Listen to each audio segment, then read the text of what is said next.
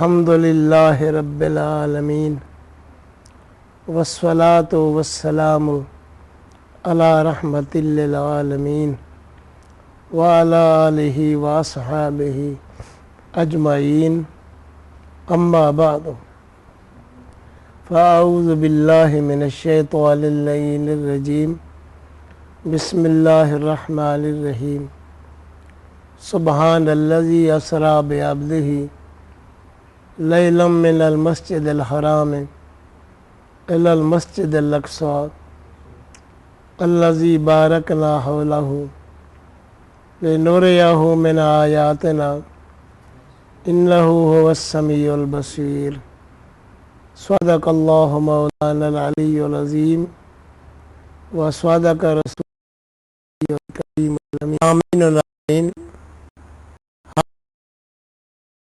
ہے رب کریم جل جلالہ نے ارشاد فرمایا، پاک ہے وہ ذات جس نے سیر کرائی اپنے عبد مخصوص کو رات کے تھوڑے سے حصے میں مسجد حرام سے لے مسجد اقصی کی طرف. وہ مسجد اقصی جس کے ارد گرد ہم نے برکتیں رکھی ہیں، سیر کیوں کرائی؟ لنریہ من آیاتنا، تاکہ ہم اپنے نبی کو اپنی قدرت کی نشانیاں دکھائیں. انہ هو السمیع البصیر، بے شک وہ اللہ تعالی سمیع بصیر ہے، اور بے شک وہ سیر کرنے والے نبی کریم صلی اللہ علیہ وسلم سمیع اور بصیر ہیں. اس آیہ مبارکہ کے اندر معراج کے رازوں میں سے، اسرار میں سے یہ راز اور سر بیان کیا گیا. سیر کیوں کرائی؟ تاکہ ہم اپنے نبی کو اشیاء کے قریب لا کر قریب سے ان کی رؤیت کرا دیں. دور سے تو آپ دیکھتے تھے، قریب لا کر دکھانا مقصود تھا. اگر کسی صاحب کے ذہن میں یہ خیال آئے کہ من تبعیضیہ ہے، تو رب نے اپنی سب قدرت کی نشان نہیں دکھائیں، کچھ دکھائیں، تو اس کا جواب یہ ہے، جو چیزیں محسوس ہوتی ہیں، کچھ دیکھنے سے تعلق رکھتی ہیں، کچھ سننے سے متعلق ہیں، کوئی چکھنے اور ٹٹولنے سے متعلق ہیں. تو جو چیزیں دیکھی جاتی ہیں وہ کل محسوس کا کچھ حصہ ہوا. جو دیکھنے کی چیزیں تھیں وہ سب کی سب ہم نے انہیں دکھا دی. جو سننے کی چیزیں تھیں وہ سنا دیں، جو چکھنے کی چیزیں وہ چکھا دیں، جو لمس کی چیزیں تھیں وہ لمس کرا دیں. تو اس اعتبار سے من تبعیضیہ بھی ہو، پھر حضور کا دیکھنا کل چیزوں کے لیے ثابت. اگر من تبعیضیہ نہ بیانیہ ہو تو من سے بیان کیا گیا کہ ہم اپنی قدرت کی نشانیاں اپنے حبیب کو دکھائیں، آسمان اور زمینوں پہ قریب لا کے، جنت اور دوزخ کے قریب لا کے اور وہ چیزیں دکھا دیں. تو ایک راز یہ ہوا کہ قدرت کے مشاہدے اور نظارے کے لیے آپ کو یہ سیر کرائی گئی. دوسرا راز محرم رازوں نے یہ بیان کیا کہ قرآن کریم میں آتا ہے، یا ایھا المزمل قم اللیل، اے کمبل اوڑھنے والے اٹھو، سو نہیں. اللیل، ساری ساری رات مجھ سے باتیں کرو، ایک صورت۔ پھر حضور کے جسم کی رعایت کے لیے فرمایا الا قلیلاً، رات کا تھوڑا سا حصہ آپ آرام کیا کریں۔ یہ دو صورتیں بیان ہو گئیں۔ تیسری صورت نصفہ، آدھی رات جاگو، آدھی رات سو۔ تین صورتیں بیان ہو گئیں۔ چوتھی صورت یہ سے کچھ کم کرو۔ پانچویں صورت یہ سے زیادہ جاگو۔ حاکم مطلق ہے اللہ تعالیٰ، حکم دے کافی ہے، اظہار محبت بھی ہے، اور جسم کا آرام بھی مقصود اور مطلوب، اس لیے 5 صورتیں بیان کر دیں۔ تو حضور نبی کریم صلی اللہ علیہ وسلم ساری رات جاگتے روتے رہتے تھے۔ ایک دن سو رہے تھے، جبریل علیہ السلام آئے، اٹھے آپ، جبل ابو قبیس پر تشریف لے چلیں۔ رات کے وقت حضور صلی اللہ علیہ وسلم ابو قبیس پہاڑ پر تشریف لے گئے۔ رب نے فرمایا دیکھو ساری امت کو، اور امت کے گناہوں کو دیکھو۔ تو آپ نے ساری امت کو دیکھا، امت پہ گناہوں کو دیکھا۔ پیغام اور وحی کے بعد آپ ساری رات جاگتے اور روتے رہتے تھے۔ اللہ کیا جہنم اب بھی نہ سرد ہوگا، رو رو کے مصطفیٰ نے دریا بہا دیے ہیں۔ پھر میں طٰہٰ، اے میرے 14ویں کے چاند، جسے 14ویں کا چاند ساری رات نظر آتا ہے، تم بھی ساری رات مصلی پہ کھڑے ہو۔ ما انزل علیک القرآن لتشقی، میں نے قرآن اس لیے نہیں نازل کیا کہ آپ اپنے آپ کو مشقت میں ڈالیں، یہ تو جسم میں بڑا وزن ہے، آپ کچھ دیر آرام کیا کریں۔ پھر حضور امت کے غم کے اندر ساری رات روتے اور جاگتے رہتے تھے۔ رب کریم نے فرمایا جبریل، میرے حبیب کا دل اداس ہو گیا امت کے گناہوں کو دیکھ کے، امت کے غم میں مبتلا ہے۔ جو کسی غم میں ہو اس کا دل بہلانا چاہیے۔ اب جاؤ معراج کی رات میرے حبیب کو علویات و سفلیات کی سیر کراؤ، اور مجھ سے پکے وعدے کر کے جائیں کہ امت کے بارے میں میں حضور کو مغموم نہیں کروں گا، حضور کو راضی کروں گا۔ دل کے بہلانے کے لیے یہ سیر ہوئی، تاکہ رب سے سچے پکے وعدے ہو جائیں۔ یہ دوسرا راز معراج کے رازوں میں سے اسرار نبوت کے حاملین نے بیان کیا۔ ایک ایک قدرت کی نشانیاں دکھائیں، دوسرے کے اداس دل کو بہلائیں، شفاعت اور نجات اور رضا کے پکے وعدے کریں۔ محرم رازوں نے تیسرا راز بھی بیان کیا۔ جملے ہیں 4، اس میں کچھ غیر اسلامی ہیں، کچھ اسلامی ہیں۔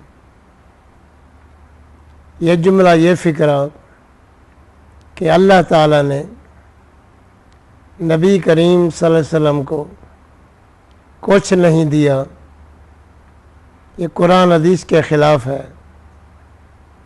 یہ غیر اسلامی فکرہ ہے، یہ جملہ غیر اسلامی جملہ ہے۔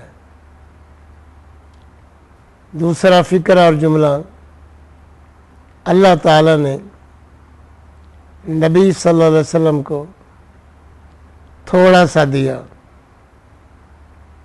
یہ بھی قرآن حدیث کے خلاف ہے۔ انا آتینا کل قلیل نہیں، قرآن میں ہم نے تھوڑا سا آپ کو دیا، بل قرآن میں انا آتینا کل کوثر ہے۔ تیسرا جملہ کہ اللہ تعالیٰ نے نبی صلی اللہ علیہ وسلم کو بہت کچھ دیا، یہ بھی روح قرآن کے مخالف ہے، نظم قرآن کے مخالف ہے۔ اگر کثیر دیا ہوتا تو رب فرماتا انا اعطیناک الکثیر، وہ کثیر نہیں فرما رہا بلکہ کوثر فرما رہا ہے۔ سارے کثیروں کو ملا کے کوثر مبالغہ شدہ بنتا ہے کہ اے حبیب ہم نے آپ کو کثیر در کثیر کوثر عطا فرمایا۔ یہ کثیر اور قلیل امور اضافیہ میں سے ہیں۔ بچے کے لیے 5 کلو کا وزن کثیر ہے، 15 سالہ نوجوان بچے کے لیے 5 کلو کا وزن قلیل ہے۔ اسی 5 کلو کو کبھی ہم کثیر کہہ رہے ہیں، کبھی قلیل کہہ رہے ہیں، نسبت کا فرق ہے۔ جو نو پیدا شدہ بچہ ہے اس کے لیے 5 کلو کا وزن کثیر ہے، تندرست نوجوان کے لیے قلیل ہے، نسبت تبدیل ہو گئی، کثیر قلیل ہو گیا، قلیل کثیر ہو جاتا ہے نسبت کے تبدیل ہونے کی وجہ سے۔ اللہ تعالیٰ کے ہاں قلیل کتنا ہے؟ فرمایا کل متاع الدنیا قلیل، اے حبیب فرما دیں دنیا کا سارا ساز و سامان قلیل ہے، اناج ہے، غلہ جات ہیں، مشروبات ہیں، پھل فروٹ ہے، سواریاں ہیں، لباس ہے، کپڑا ہے، ملیں ہیں، یہ سب دنیا کا سامان قلیل ہے۔ جو رب کے ہاں قلیل ہے ہم اس کو شمار نہیں کر سکتے۔ روئے زمین کے غلہ جات کو، پھل فروٹ کو ہم شمار نہیں کر سکتے، تو رب کریم نے حبیب کو قلیل نہیں دیا، صرف کثیر نہیں دیا، سارے کثیر ملا کے کوثر عطا فرمایا۔ حضور علیہ الصلاۃ والسلام فرماتے ہیں اوتیت مفاتیح کل شیء، مجھے رب کی طرف سے ہر چیز کی چابی مل چکی۔ انا اعطیناک الکوثر، ساری کثرت پاتے یہ ہیں، ٹھنڈا ٹھنڈا میٹھا میٹھا پیتے ہم ہیں، پلاتے یہ ہیں۔ حضرت عبداللہ بن عباس صحابی سے کسی نے پوچھا کوثر کا معنی حوض کوثر نہیں؟ جو ترجمہ میں کرتا ہوں، جب کل خیر اس میں ہے، اب حوض کوثر کب باہر رہا؟ وہی تو اس میں آ گیا۔ امام مجاہد رضی اللہ تعالیٰ عنہ فن تفسیر کے امام فرماتے ہیں الکوثر الخیر کلہ، اللہ نے اپنے حبیب کو ہر خیر عطا کی، کیونکہ قرآن کریم میں ہے ہر خیر کی چابی رب کے قبضہ قدرت میں ہے۔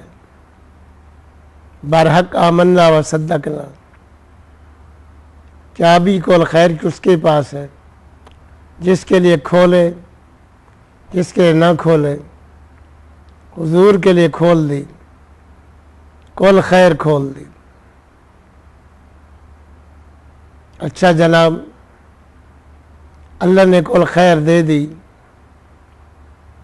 مگر موقع کا قبضہ نہ دیا ہو، تو اس وہم کے ازالے کے لیے اس خدشے کو دور کرنے کے لیے فرمایا،